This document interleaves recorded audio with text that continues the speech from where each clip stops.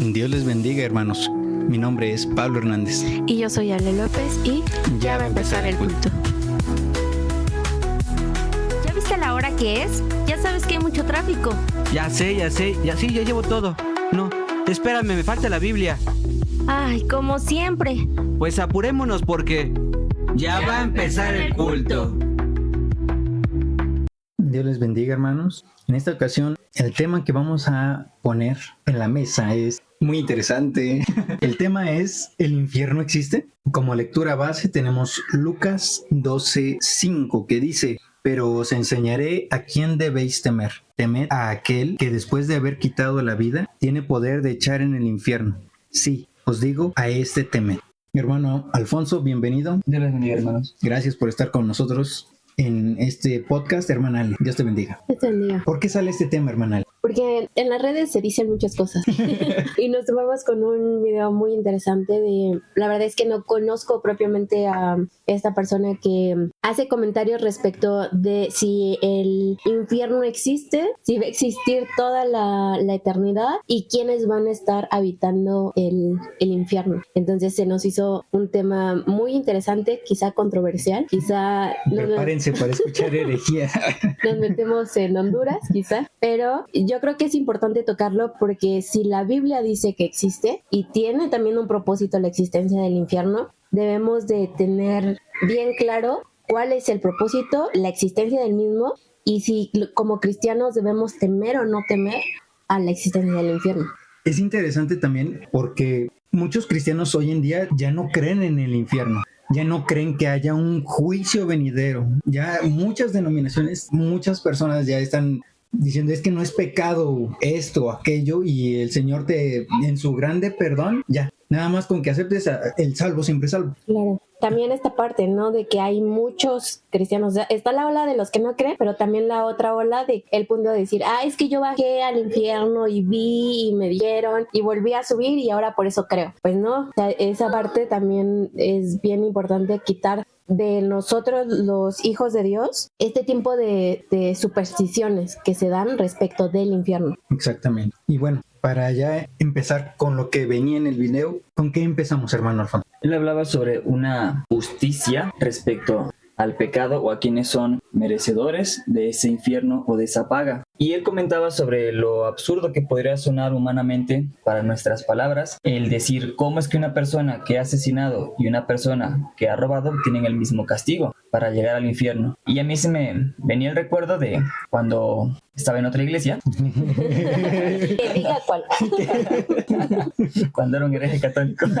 Que se nos hablaba mucho sobre los diferentes tipos de pecado, ¿no? Y era una manera muy humana de intentar explicar las cosas que ya en la palabra están muy claras. Y se hacía una división sobre pecado mortal y pecado venial. El pecado venial es aquel que no trae una consecuencia de condenación, más te puede hacer caer en otro tipo de cosas, fomenta la maldad en tu corazón, la impureza. Y el pecado mortal es aquel que tú libremente decides cometer y es ahora sí un rechazo directamente al Señor Jesús y motivo suficiente de condenación, y por eso es que cuando cometes un pecado mortal tienes que ir a la confesión, a las indulgencias, etc. Pero la palabra de Dios es muy clara y no tenemos que darle un significado lógico para nuestro límite humano. Dice Romanos 6, versículo 23, porque la paga del pecado es muerte, mas la dádiva de Dios es vida eterna en Cristo Jesús, Señor nuestro. El pecado siempre es un rechazo al amor de Dios y no debería haber una discusión sobre si este es menos o más. ¿O qué piensan ustedes? Y es que el punto de esta persona iba a la legalidad de las cosas y él mismo lo menciona. O sea, legalmente no puede tener una misma penalidad el haber asesinado que el haber... ¿Qué te gusta? Cualquier otra cosa. Es fastidiar a Ale. Sí, no, es que, a ver,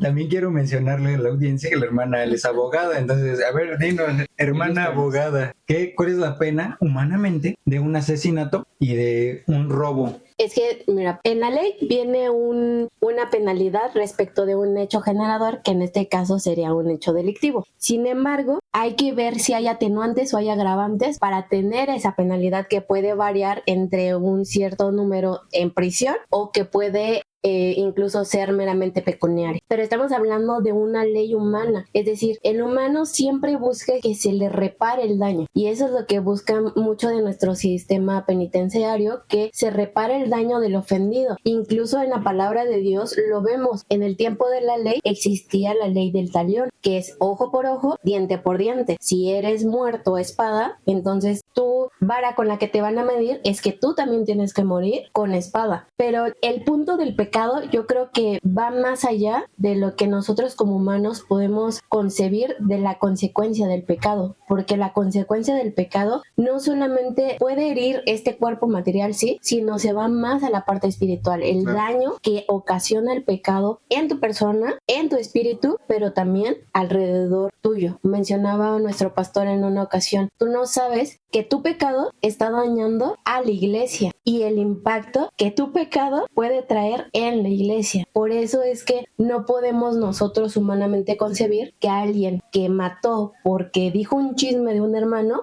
tenga la misma consecuencia que aquel que violó humanamente. ¿Por qué? Porque al final los dos hirieron la parte espiritual de persona. Un tema muy difícil donde te estás metiendo, porque, híjole, hablar de una violación o de la muerte de una persona ya es un tema difícil de por sí hablarlo. Pero también las Sagradas Escrituras nos dan luz para ver todo este tipo de cosas. No es nada más de que, yo creo y mi parecer humano, que es muchas veces lo que pasa en las iglesias, ¿no? De que no nos sumergimos. ¿Por qué hay mucha desviación doctrinal? Porque precisamente no nos metemos a escudriñar lo que dice la palabra de Dios. Pero a ver, la Biblia sí menciona que hay pecado de muerte y hay pecado que no es de muerte. Hay un pecado de omisión y un pecado de comisión. ¿Te lo sabes, hermano Alfonso? No. Okay, se cancela. El de pecado de omisión es cuando omites hacer algo. No haces algo. Pensé que me decía que se ve una lista de pecados. No, y es que esa es la idea de muchos. O sea, que si tu acción no viene descrita en la palabra de Dios, ya no es pecado. No, o tiene que estar bien especificada, lo que hablamos en otros episodios anteriores, ¿no? Que decía, porque no hay esta palabra de piercing o de tatuajes tal cual, ya no se ve como pecado. No necesitamos una lista, y es por eso que la palabra de Dios nos da luz respecto de los pecados de comisión y de omisión, y donde es bien claro en Mateo 12, 31 y 32, que habla de los pecados de muerte y el pecado de no muerte. Dice, por tanto os digo, todo pecado y blasfemia será perdonada a los hombres, mas la blasfemia contra el Espíritu no le será perdonada. A cualquiera que dijera alguna palabra contra el Hijo del Hombre le será perdonado, pero al que habla en contra del Espíritu Santo no le será perdonado, ni en este siglo ni en el venidero. Al igual como lo menciona en la primera epístola del apóstol Juan, capítulo número 5, versículos 16 y 17. Si alguno viera a su hermano cometer pecado que no sea de muerte, pedirá y Dios le dará vida. Esto es para los que cometen pecado que no sea de muerte. Hay pecado de muerte por el cual yo no digo que se pida. Toda injusticia es pecado, pero hay pecado de no muerte. Sabemos que todo aquel que ha nacido de Dios no practica el pecado, pues aquel que fue engendrado por Dios le guarda y el maligno no le toca. Es decir, aquí nos habla de que existen estos dos tipos de pecado, pero Mateo nos da luz de aquello que sí se perdona y aquello que ya no tiene perdón. Por eso es que leí estos dos pasajes. Yo también lo pensé así. No nos da una lista, y si entramos en esa lista sí somos pecadores, y si no entramos en esa lista no somos pecadores. Entonces nos está diciendo la palabra de Dios que sí hay pecado de muerte y hay pecado de no muerte, pecado de omisión, pecado de comisión. Y lo mencionas perfectamente, porque muchos se justifican precisamente diciendo, es que no dice que me vista recatadamente con corbata, o las mujeres con una falda larga, y por eso viene mucho de la sensualidad, que también habla la palabra de Dios de eso. Y entonces muchos de nosotros nos confundimos porque precisamente no leemos las Sagradas Escrituras. Pero bueno, lo mencionan perfectamente ambos, y pasamos de un punto de una justicia humana a la justicia divina, que lo mencionaste, que es la ley del talión. Pero de ahí viene ahora la justicia divina, la justicia de Dios, la del Señor Jesucristo, que se lo menciona a los fariseos. Si ustedes entendieran lo que realmente dice la ley, cuando dice misericordia quiero y no sacrificio, y que es mejor la obediencia que la multitud de sacrificios, y los fariseos no lo entendían. Hoy estamos igual, porque no entendemos el punto de la salvación de Cristo, como tú también lo mencionaste, mi hermano Alfonso. Romanos. Porque la paga del pecado es muerte, mas la dádiva de Dios es vida eterna en Cristo Jesús, Señor nuestro. Y entonces nosotros como hombres nos quedamos con la parte del pecado. El pecado es muerte y le damos mucho peso al pecado porque sí lo tiene. Pero, ¿qué con la dádiva de Dios, no? Cuando nosotros venimos a la ley de Cristo, no que se invalide la ley que el Señor Jesús, que el Señor Dios Todopoderoso dio a través de Moisés, porque también dice la Escritura, no he venido a invalidar la ley, sino a cumplirla. Y entonces nuestra justificación está en Cristo Jesús para que nosotros nos acerquemos a Él y tengamos esa vida en plenitud de vida eterna. Y menciona en este video algo muy interesante, que no sé si ya lo mencionamos aquí. Precisamente, ¿cómo sería justo que alguien que nada más roba un chicle durante toda su vida sufra eternamente por eso contra alguien que mató, violó, hizo miles de cosas más? Pero a ver, y del lado de la vida, cuando alguien mató, violó y la sangre de Jesucristo tiene el poder para perdonar todo ese tipo de pecados. Y la vida que nos provee es eterna. En este video se menciona que sería injusto pensar que eso es real, pero también es injusto pensar que nosotros seamos salvos por la sangre de Cristo. ¿Cómo? Es que es el mismo ejemplo, solo que una persona sí acepta el regalo de la salvación de Cristo Jesús y otra persona no lo acepta. Es lo mismo. ¿Alguien va a perecer eternamente solo por no aceptar a Cristo Jesús?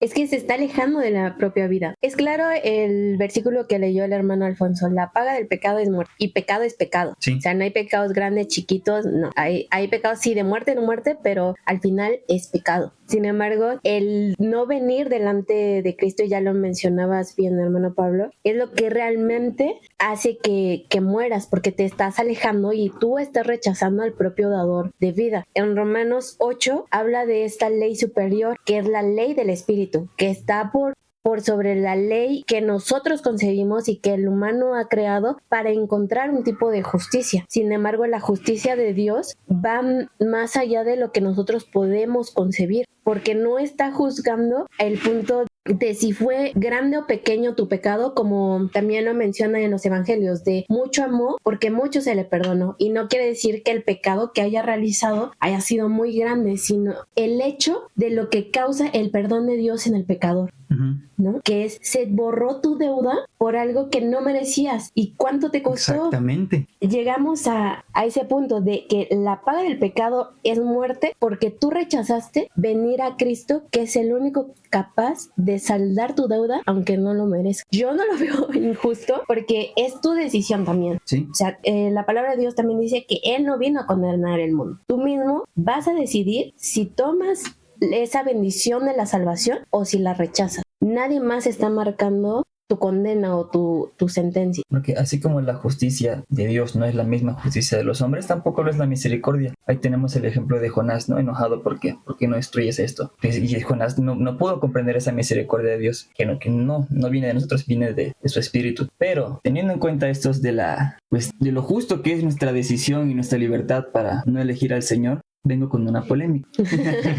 ¿Qué pasa con estas personas de culturas muy alejadas a la nuestra, a la occidental, que siendo objetivos en ningún momento escuchan sobre el Señor? O sea, siempre podemos decir, sí, es que en algún momento vio una publicidad sobre Jesus is Please Love, pero realmente nadie les fue a predicar, realmente nadie les fue a decir que Él era el camino, la verdad y la vida. ¿Qué pasa con ellos? Es que también podríamos decir, ¿y qué pasa con los que estuvieron, no sé, aquí en América, continente americano, cuando el Señor Jesús estaba vivo? También es para ellos la gracia. Y las otras miles de generaciones que también estuvieron sin conocer al Señor Jesús. Porque no únicamente podemos decir de estas regiones en África, en Sudáfrica, en Asia menor, mayor. Siempre ha de haber por lo menos un lugar en donde no se haya escuchado el nombre de Cristo. Y muchos van a llegar quizá cuando sea el juicio del gran trono blanco a decir, es que yo nunca escuché de ti, yo nunca supe. Pero ahí podemos remitirnos a la ley que Dios ha puesto en nuestros miembros. Así es. No, y si tiene que cumplir la palabra de Dios, todo hombre tiene que saber que por lo menos una vez se le haya predicado o haya tenido la oportunidad de conocer a Cristo Jesús, porque si no hay esa oportunidad, sí habría excepción de personas, y no la hay. Debe de cumplirse la palabra de Dios, aunque sean de estas tribus que son muy escondidas, que son incluso retrasadas respecto del avance tecnológico y de civilización que tengamos en algún momento, y lo hay, porque no me acuerdo en dónde leí, pero de que habían predicadores que iban a esos lugares. Pero ¿qué hicieron estas personas? No dejaron ni siquiera entrar, sino que los mataron en cuanto iban en camino ahí. El hecho de que hayan realizado esta acción, incluso también para ellos, Es juicio. es juicio. ¿Por qué? Porque iba el medio para que llegara Claro. el mensaje. Sin embargo, ellos lo rechazaron desde antes. ¿Por qué? Por una concepción humana que ellos tienen de quizá no contaminarse, de quizá, la ideología que pudiesen tener, ¿no? Pero el hecho de que sí hay medios y que Dios siempre manda a un siervo para que se anuncie su nombre en cualquier lugar de la tierra, lo hay y se tiene que cumplir. Pero creo que nos estamos alejando un poquito. Vamos a regresar, sí. Nos quedamos en el punto de la gracia del Señor Jesucristo. Pero ahora les voy con otra pregunta. ¿Ya está inaugurado el infierno? Hermano Alfonso.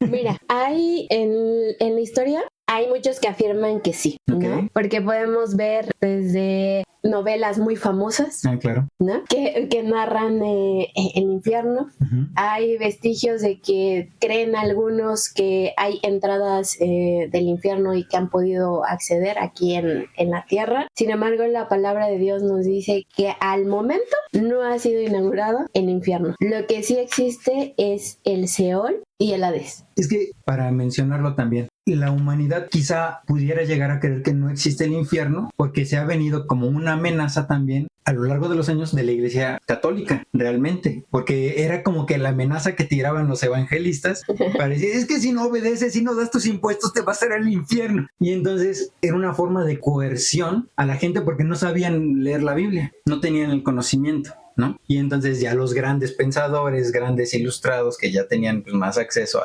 al conocimiento de la palabra de Dios, también lo utilizaron para hacer sus novelas. El infierno de Dante. No iba a decir nombres, pero Alighieri. Sí, ¿no? Y entonces ya también la humanidad se genera como que esta idea de que o sí hay infierno o ya no existe. Sí existe porque pues me lo han mencionado en las novelas, me lo han mencionado toda la vida. O no existe porque ¿cómo puede ser Dios tan bondadoso y haber un lugar de tormento?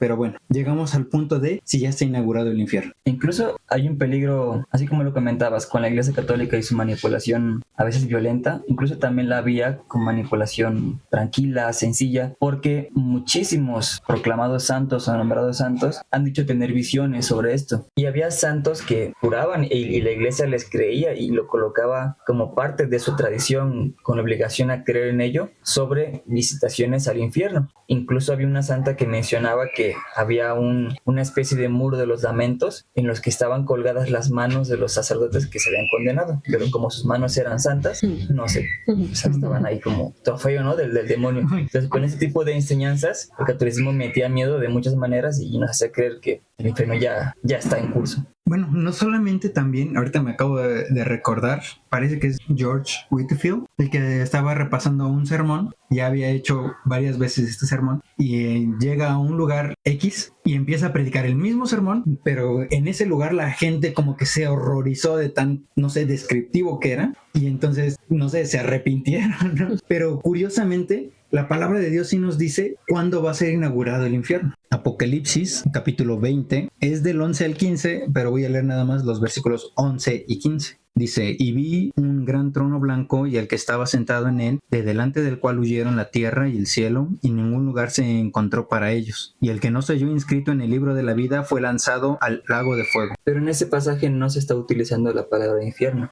Estás en lo correcto, hermano Alfonso. Se cancela el episodio. Esperemos no decir alguna herejía.